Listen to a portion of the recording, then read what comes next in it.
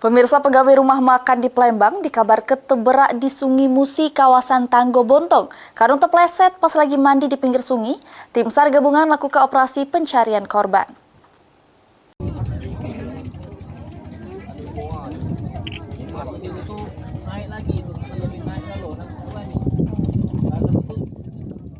Sesudah mendapat laporan, tim SAR gabungan yang terdiri dari Basarnas, TNI Polri, PMI, BPBD bersama masyarakat setempat langsung melakukan operasi pencarian terhadap Siti Aisyah 32 tahun, pegawai rumah makan yang terberak di Sungai Musi kawasan Tanggo Bontong, Palembang.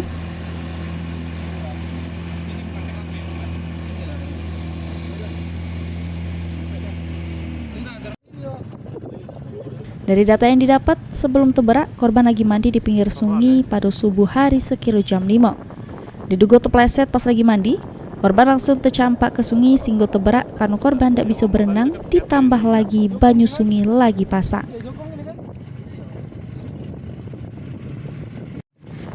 Metode pencarian dilakukan dengan cara menyusuri sungai pakai perahu karet.